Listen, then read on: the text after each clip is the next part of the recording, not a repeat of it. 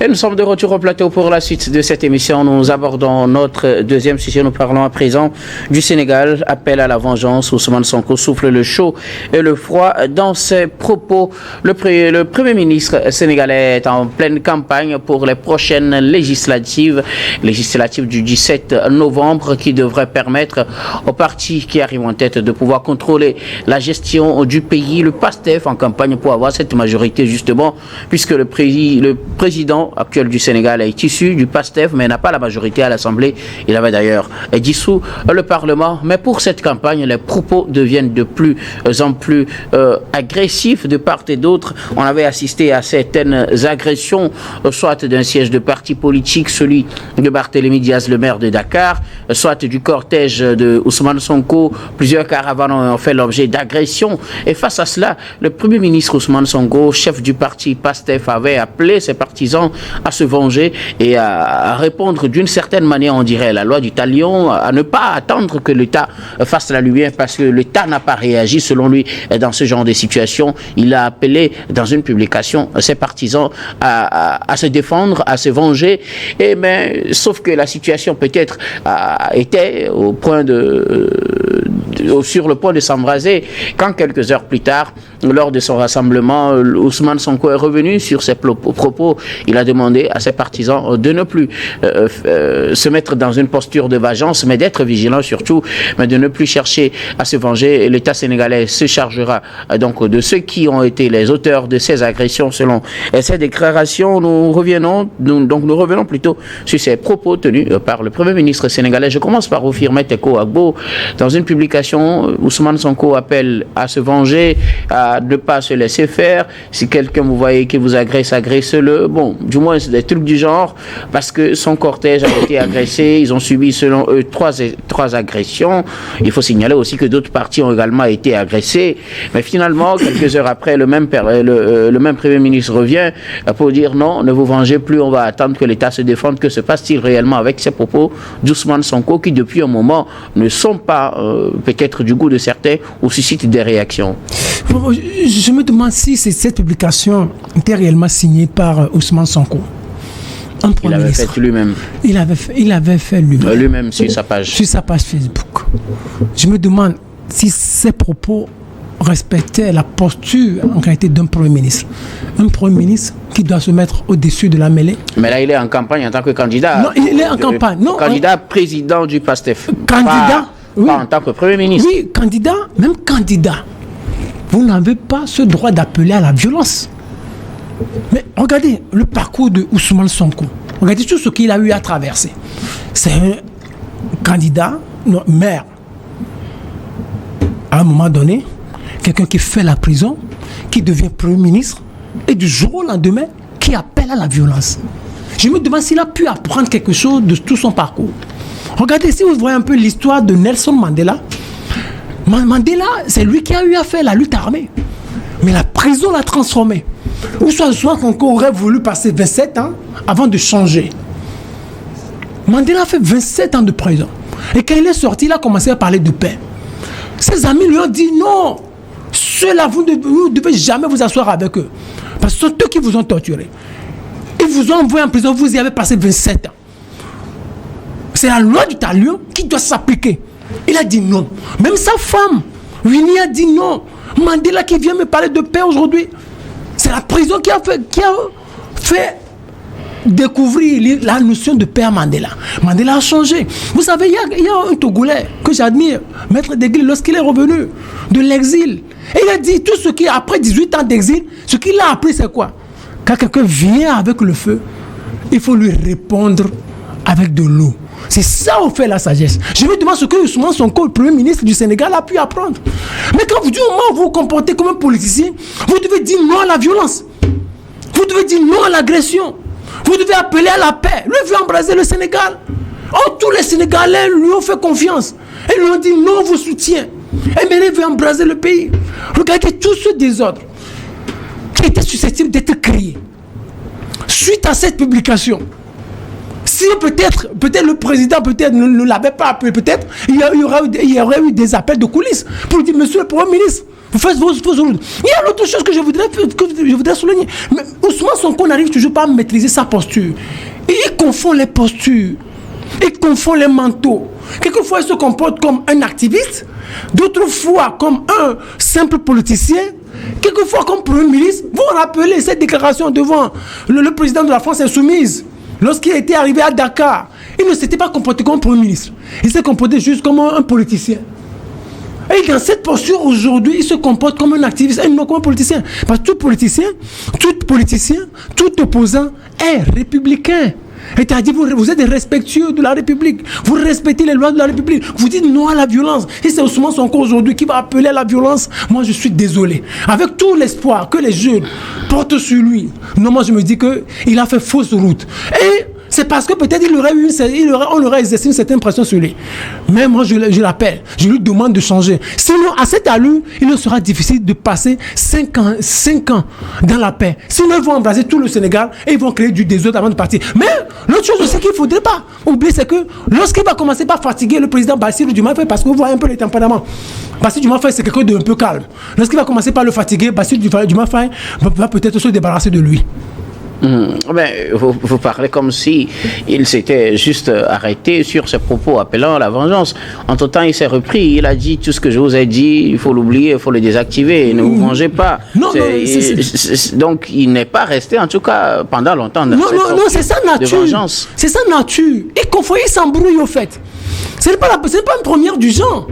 Il ne maîtrise pas les postures. Il n'est pas encore sorti de l'activisme. En fait, moi, je l'appelle même pas politicien. La publication relève de la responsabilité, en quelque sorte, d'un activiste. C'est un activiste qui a écrit. Ce n'est pas un politicien qui a écrit. C'est un activiste. Vous imaginez, c'est un activiste. C'est pas quelques heures après, alors que des gens commençaient par casser les choses. Les gens commençaient par agresser leurs frères. Donc, même si c'est 1 minute de publication, mais en réalité, ça ne l'honore pas. Il a désactivé, mais ça ne l'honore pas. C'est sa nature. C'est sa nature. Il n'arrive pas à pardonner. C'est ça, au fait. Il n'arrive pas à pardonner. Et puis, il ne comprend pas. J'ai l'impression qu'il a du mal à apprendre le système de gouvernance. Vous savez, quand vous êtes activiste, c'est autre chose. Quand vous êtes policier, vous êtes autre chose. Mais quand vous êtes au sein du pouvoir, et que vous avez le pouvoir aussi, c'est autre chose. Il faut qu'il commence par apprendre comment fonctionnent en réalité les réalités du pouvoir. Sinon, en dehors de cela, ça va être un peu plus compliqué pour le président Bassirou Diomaye Faye, qui peut-être à l'avenir, lorsqu'il en sera fatigué, se débarrassera de lui. Merci beaucoup à vous, Firmin Teko Agbo. Alors, Dieudonné Sornou, il a dit à son arrivée, tout ce que j'avais déclaré, je vous demande de le désactiver et de poursuivre quelque part. Ne provoquez pas, n'insultez pas et ne frappez personne. L'État fera le travail. Et pourtant, c'était justement le contraire qu'il avait déclaré dans sa publication quelques heures plus tôt, Ousmane Sonko. Non, mais écoutez, au risque de répéter Firmin, j'ai comme impression que Ousmane Sonko, à un moment donné, n'arrive pas à se départir de son manteau de militant de PASTEF. Il y a un moment d'activiste, il y a un moment, puis d'opposant, il y a un moment. Il n'arrive pas à se départir de ce manteau et il pensait avoir toujours ces mêmes casquettes, contester, même en étant au pouvoir et continue de contester. Et même les stratégies de contestation sont restées toujours à l'étape de dent pour dent, œil pour œil, malheureusement. Alors si c'est la même personne qui avait demandé à ses militants, à ses électeurs ou alors à son électorat de réagir et de ne pas attendre l'État. D'ailleurs, qui l'appelait pas l'État? Étant donné que lui était toujours le Premier ministre. Donc l'État, n'attendre pas l'État, ne m'attendez pas. Et au même moment, il donne l'alerte, il dit, allez-y, vengez-moi, vengez-vous. Eh bien, ne m'attendez pas à ce que je le dise d'une autre manière encore. C'est ce que ça veut dire. L'État, c'est qui? C'est Ousmane Sonko, c'est le Premier ministre. Il est le premier garant de l'exercice du pouvoir en dehors du chef de l'État. Alors, s'il dit ne m'attendez pas une autre officielle de ma part pour réagir, et aujourd'hui il dit écoutez, l'État va prendre en charge toutes ces situations finalement. Qui parle de qui parle à qui? Bon, bref, donc c'est pour dire C'est vrai, lorsqu'on reste trop longtemps dans une posture, on finit par prendre la nature de cette posture-là et on a du mal à s'en débarrasser. C'est ce qui est en train d'être lu sur l'agissement d'Ousmane Sonko, et il avait agi sous l'effet d'une émotion qui ne devrait pas y être. Lorsqu'on est un homme d'État ou alors un homme politique, tous les mots comptent. C'est ce que j'ai l'habitude de dire. Tous les mots comptent, toutes les virgules, tous vos agissements sont occultés à la lettre. Et donc, vous ne pourrez pas vous mettre dans une logique de le dire et revenir par après. Les scandales, les désastres que vous pourrez créer à travers le juste oui et le juste non. C'est énorme. Et donc, il faut faire extrêmement attention. Et donc, revenir sur ces erreurs de communication, je me dis, c'est un peu risqué. Et Ousmane Sonko doit véritablement revenir sur la peau, ou alors dans la peau d'un politique qui est aujourd'hui, qui a la destinée du peuple sénégalais. Il n'est plus celui-là qui était dans une posture de contester l'exercice du pouvoir de Macky Sall. Macky Sall n'est plus là. Il est avec son comment dirais-je, son compagnon de route, Diomaye Faye, qui est là, et donc c'est à eux qu'on demandera les comptes du Sénégal aujourd'hui. Si le Sénégal est en feu, on ne verra plus Macky Sall aujourd'hui. On verra Ousmane Sonko, on verra Diomaye Faye. Alors, faire en sorte que le pays reste sur les roulettes de la paix et du développement, je pense que c'est le défi qui attend les nouveaux responsables de ce pays, dont Ousmane Sonko. Et malheureusement, c'était une erreur stratégique et très grave que le Premier ministre candidat a commise lors de ces interventions-là. Et je me dis, c'est par l'émotion, et l'erreur est humaine, mais que certaines erreurs commises à un niveau donné deviennent complètement fatales, et des fois on n'arrive pas à endosser les responsabilités. Aujourd'hui, le Sénégal est dans un tournant très décisif et il faut faire extrêmement attention à ce qu'on dit, à ce qu'on fait, car cela va se retourner très rapidement contre vous. Et je le dis, ce duo Ousmane Sonko et Diomaye Faye jouent leur destinée politique aujourd'hui au Sénégal. Le mandat qui leur est confié, ils doivent faire extrêmement attention de s'être ancrés dans l'histoire du Sénégal, ou alors de cette sortie de cette histoire de la manière la plus médiocre possible. Mais il y a lieu quand même de vérifier et de vraiment recadrer les situations. La diplomatie est un acte très important lorsqu'on a la gestion d'un pays, ou alors lorsqu'on a la destinée d'un pays. Il faut savoir jouer sur les mots, il faut savoir dire ce qu'on est en train de dire, car on reviendra avec l'analyse et le décryptage de tout ce que vous aviez dit, et vous n'allez même pas vous retrouver. Et pourtant, c'est ce que vous avez dit. Malheureusement, et sans passer par 4 voies, c'est bien une erreur que Ousmane Sonko a commise. C'est vrai, il s'est rattrapé en demandant de désactiver ce qu'il avait dit. Ce qu'il avait dit. C'est énorme. C'est énorme. Oubliant que des gens ont déjà activé et exécuté d'ailleurs. Ils ont commencé par exécuter ce qu'il avait dit. Maintenant, les chaos arrivent. À qui la responsabilité? C'est bien lui. Alors, j'ai une inquiétude. Que se passe-t-il finalement dans la classe politique de ce qui était dans la classe politique de l'opposition du Sénégal il y a de cela quelques mois?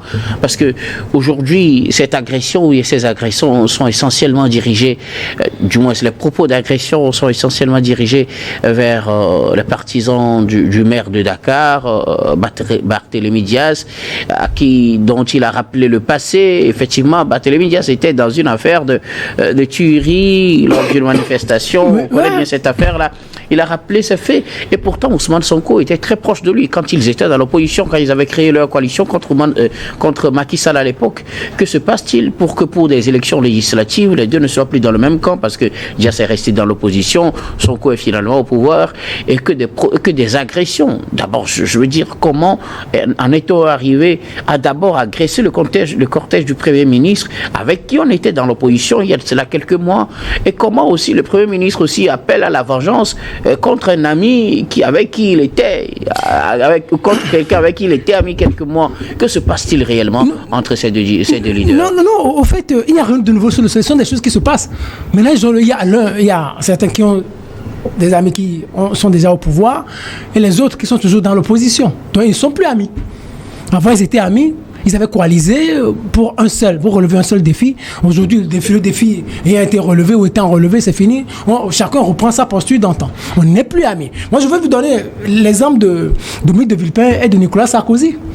Vous imaginez, entre-temps, après 1995, il y avait eu un froid absolu entre Jacques Chirac et Nicolas Sarkozy, parce que c'est que Sarkozy, pendant la présidentielle de 1995, avait soutenu Édouard Balladur.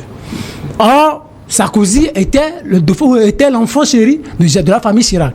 Maintenant, après la présidentielle de 2002, ou avant la présidentielle de 2002, Dominique de Villepin était allé voir Chirac pour dire non, il faut pardonner à Sarkozy. C'est ton enfant, il faut lui pardonner. Et donc, on l'a associé au programme de campagne.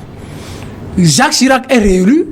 Maintenant, Dominique de Villepin allait encore chez Chirac pour lui dire vous devez vous réconcilier, vous devez confier un département ministériel à Sarkozy, ce que Chirac a fait. Maintenant, des années plus tard, Sarkozy devient président. Le premier ennemi à abattre, c'était qui? C'était Dominique de Villepin. Vous imaginez, c'est la même chose. C'est Dominique de Villepin qui l'a réconcilié. Si Sarkozy est devenu président, c'était en partie grâce à Dominique de Villepin. Parce que Chirac l'avait presque exclu de la droite. Chirac l'avait presque exclu de la droite. Mais il est devenu président. Il se dit, mais le premier ennemi à abattre, non, c'est ça comme maintenant.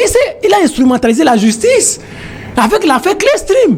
Et moi, je me rappelle, lors du premier procès au tribunal de première instance de Paris, Dominique de Villepin a dit, oui, vous me condamnez, je sais qui est là. Vous parlez de la démocratie dans ce pays, la France. On sait que le pouvoir instrumentalise la justice. C'est la même chose presque qui se passe à Dakar. Ils étaient amis. Aujourd'hui, ils ne sont plus amis. Maintenant, ils sont appelés à se combattre. Mais sauf que c'est la violence. C'est ce que nous dénonçons. Mais il fallait qu'ils se combattent avec les idées, avec des projets, sur des idéologies. Mais en venir aux mains de la façon la plus agressive, la plus violente, c'est ce que nous combattons. Sinon, ils ne font rien de particulier. Maintenant, l'autre chose aussi que je voudrais relever, c'est ça la réalité du pouvoir. Vous savez, depuis un moment, nous on dit que non, la jeunesse peut exercer le pouvoir. Que non, il faut confier la gestion du pouvoir aux jeunes. Mais l'exemple le plus décevant que moi j'ai connu en ce 21e siècle, c'est l'exemple de la France. C'est l'exemple de la France. Emmanuel Macron a foutu, en quelque sorte, ou a exagéré en termes de politique internationale. Il a échoué complètement. Si les Africains aujourd'hui peuvent s'applaudir ou peuvent applaudir des deux mains ce qui est en train de se passer, cette libération entre guillemets du joug français, moi je ne veux pas dire à cause, mais je dis grâce aux erreurs de Macron. Parce que la France est tellement grande. Gérer la France, confier la destinée de la France à un jeune de 39 ans, l'histoire est en train de nous prouver que les Français ont fait un mauvais choix. La jeunesse. Parce on dit Emmanuel Macron riche, il travaille un banquier, il est rentré en politique comme secrétaire général adjoint de François Hollande à l'Élysée. Après, il devient ministre. Après, il crée un mouvement et il devient président face à Marine Le Pen 2 fois. Et on voit toutes les erreurs qu'il commet sur le plan diplomatique. Même à l'interne, il n'arrive à rien gérer. La jeunesse, il ne comprend rien. Il comprend pratiquement rien. Vous croyez qu'on serait au temps de Chirac ou de Mitterrand, l'Afrique serait en train de traverser cette situation? Non. Regardez, vous rappelez un peu les déclarations de Macron face au Mali. Comment il traitait le premier ministre malien. Vous êtes un enfant de 2 gouvernements. Chirac n'aurait jamais prononcé ce discours. Vous rappelez le discours de la Baule de François Mitterrand qui disait oui, je vous accorde la démocratie. C'était avec une certaine maturité. La jeunesse avec la gestion du pouvoir. Moi je pense que l'exemple est en train de nous prouver que ça ne colle pas. C'est la même chose avec le Sénégal. Le président Bassirou Diomaye fait 44 ans. Sa chance c'est qu'il ne parle pas. Il y a beaucoup qui sont en train de le critiquer en disant que non, il lui manque un certain nombre de choses. Et le premier ministre Ousmane Sonko, que les gens traitent d'élégant, d'intelligent, mais il n'arrive pas à assumer. Il lui manque un certain nombre d'expériences. Il n'est pas géré. Le Sénégal, le grand Sénégal, la capitale de l'Afrique occidentale française, est trop lourd pour le duo Bassirou Diomaye Faye, Ousmane Sonko. Et Ousmane Sonko est en train de prouver son inexpérience face à la gestion du pouvoir, face aux réalités du pouvoir. Ils ne s'en sortiront pas facilement. Dieudonné Sewonou, qu'est-ce qui explique qu'aujourd'hui ils deviennent des amis, ceux qui étaient des ennemis plutôt, ceux qui étaient des amis hier. Je veux parler du Premier ministre Ousmane Sonko et du maire de Dakar Barthélémy Diaz, qui étaient tous ensemble contre Macky Sall à l'époque. Il y a de cela encore quelques mois, ils étaient ensemble, mais qui aujourd'hui, en pleine campagne, où on tente de contrôler le Parlement, ils deviennent des ennemis jurés, au point où on accuse l'un de vouloir ou bien d'appeler à l'agression de l'autre, on accuse l'autre d'avoir commandité l'agression du cortège de l'un. Finalement, qu'est-ce qui explique que des leaders qui ont porté un certain idéal, il y a de cela quelques mois, en viennent à des propos d'une telle envergure? Non mais écoutez, les enjeux ne sont plus les mêmes, les défis ne sont plus les mêmes, eh bien les bords ne sont plus les mêmes, on n'a plus la même vision des choses. Eh bien, on est au pouvoir aujourd'hui, on conserve le pouvoir, on doit protéger son pouvoir. On n'est pas encore au pouvoir, on doit tout faire pour arriver au pouvoir. Et donc les stratégies d'exercice ne seront plus jamais les mêmes, et c'est évident. Mais ce qui se passe aujourd'hui, c'est vrai, au lieu de parler, au lieu de fustiger la jeunesse dans la gestion des choses publiques, contrairement à ce que disait Firmin, moi je parlerais plutôt de la maturité. Être jeune et être mature, en soi, c'est deux choses différentes. Oui, ça je suis d'accord avec vous. Et donc, c'est la maturité qui leur manque. Ce n'est pas la faute de la jeunesse à la gestion, mais plutôt la maturité. Et cette maturité... Ça veut dire qu'on peut être âgé aussi et commettre des gaffes comme ça. Il y en a énormément sur le continent, vous allez découvrir. Il y en a qui commettent d'énormes bêtises en ayant 70 ans. Donnez des noms. On n'en a pas besoin. Et qui sont dans la classe gamine. Et donc, ce n'est pas l'âge qui fait la politique, ce n'est pas l'âge qui gère la chose publique. Malheureusement, c'est la maturité, la hauteur d'esprit là qui manque à cette gestion aujourd'hui qui fait qu'on commet des dégâts pas possibles. Alors, ennemi d'hier aux amis hier. Et ennemi aujourd'hui, c'est assez clair, les intérêts ne sont plus les mêmes. Chacun lutte pour atteindre la particularité de son intérêt qu'il amène, ou alors qu'il fait le jeu, le centre de son jeu aujourd'hui. Ce n'est pas étonnant, sauf que la manière de gérer cette crise-là, une fois que quelqu'un accède au pouvoir, oui, et que vous restez dans l'opposition, c'est vrai, les enjeux ne sont pas les mêmes. Maintenant, la manière, le tact de gestion de la crise là qui ne dit pas son nom qui naît, c'est au niveau de cette manière là que la différence se fait sentir, que vous êtes mature ou non. Vous n'appellerez pas au lynchage de votre ami d'hier qui est devenu de facto par la force politique des faits, votre adversaire, vous n'appellerez pas. Si vous le soupçonnez d'avoir été derrière ceux qui vous ont caillassé votre véhicule, de ceux qui ont agressé votre cortège, ce ne sont que des soupçons, vous le dites.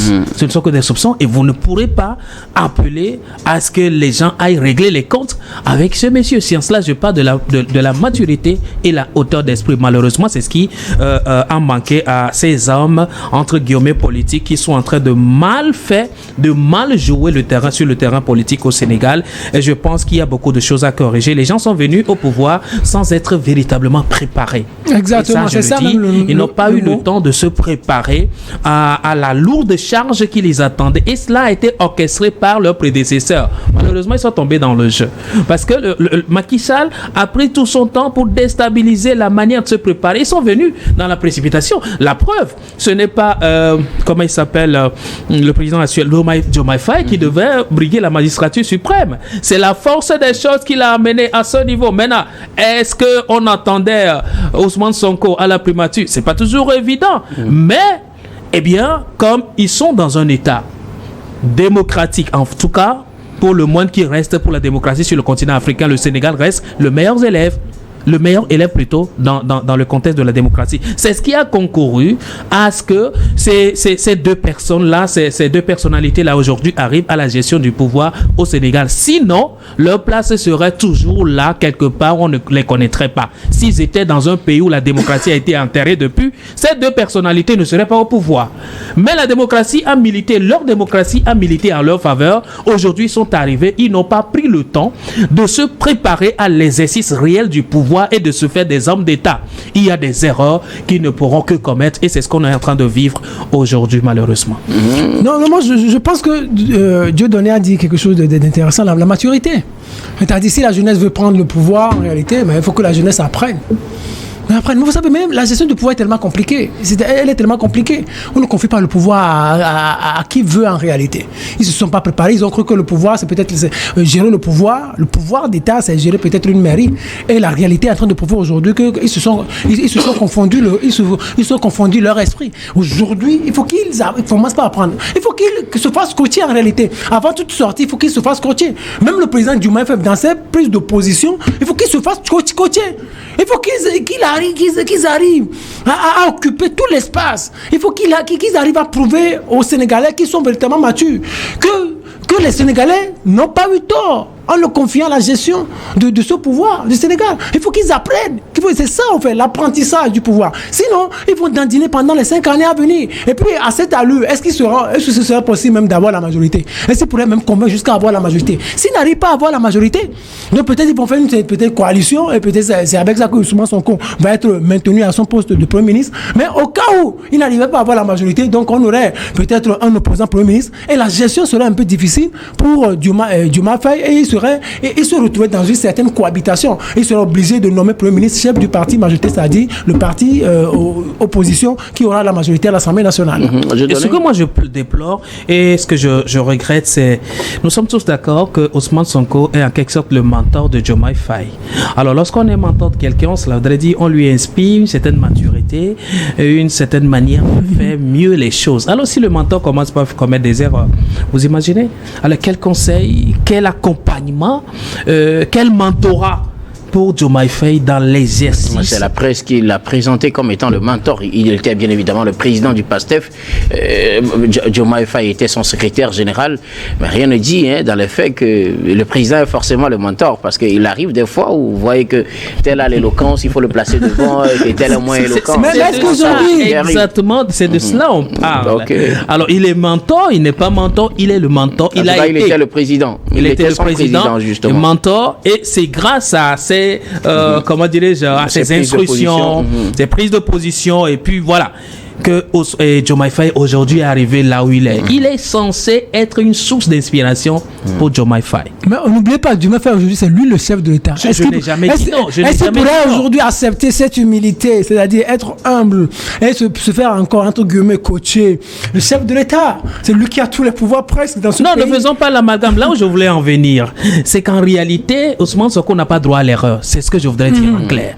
Parce qu'il est censé accompagner toujours Diomaye Faye dans la gestion de son pouvoir de la façon la mieux correcte possible. Et si malheureusement aujourd'hui lui-même il se mélange les pédales, alors j'imagine ce qui pourrait être le cas auprès du président. Qui pourra les accompagner les deux à la fin? Merci beaucoup à vous tous pour vos contributions. Nous allons marquer la pause pour le journal, puis on reviendra tout à l'heure pour la suite de cette émission.